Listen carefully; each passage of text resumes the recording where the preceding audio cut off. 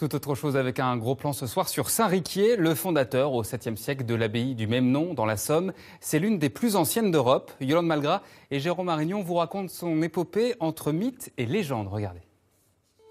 À travers les temps, les personnages les plus puissants de l'histoire, Dagobert, Charlemagne, Hugues Capet, ont franchi l'enceinte de cette abbaye pour venir honorer les reliques de son saint fondateur.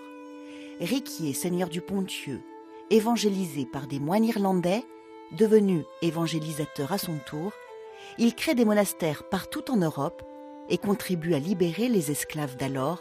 Nous sommes au 7e siècle. Riquier, qui était un seigneur du Ponthieu, qui était comptabé, faisait non pas un commerce, mais en tout cas déplacer des serfs que l'on pourrait appeler des esclaves jusqu'en Angleterre, où il avait fondé des monastères et il les délivrait de leur chaîne de l'esclavage, même si ces derniers continuaient à beaucoup travailler dans les monastères anglais. Il les délivrait à condition qu'ils deviennent chrétiens. À condition qu'ils deviennent chrétiens, bien entendu. En 625, Riquier décide de créer un monastère sur un lieu de culte païen. Depuis des centaines et des centaines d'années, les hommes ont ici rendu des cultes, prié, cru, espéré des miracles. Une source réputée miraculeuse, aujourd'hui encore, eau guérisseuse des écrouelles ou scrofules dues à la tuberculose. Lorsque Riquier, qui n'est pas encore saint à l'époque, décide de fonder cette abbaye, il ne choisit pas ce lieu au hasard. Non, bien au contraire, il connaît très bien ce lieu et donc il choisit cet endroit parce que c'est déjà un lieu de culte très important. Païen. Bien sûr, un lieu de culte païen, celtique, druidique, donc qui est rendu aux pierres, à l'eau, en bord de mer. Puis, le saint fondateur se fait ermite. Il finit ses jours dans la forêt de Crécy, en 639.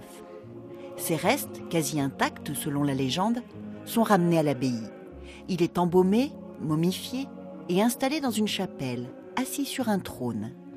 Des reliques volées, puis rapportées par Hugues Capet à la suite d'un songe. Il y a derrière ça une prophétie. Si Hugues Capet ramène les reliques de Saint-Riquier, sa dynastie régnera sur la France pour 1000 ans. Ce qui fut le cas.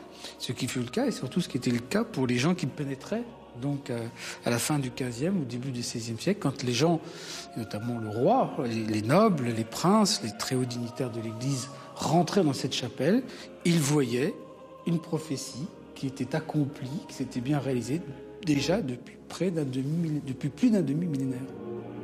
Le libérateur d'esclaves, considéré comme saint, au pouvoir désaliénant, celui qui ôte les chaînes, réelles ou symboliques.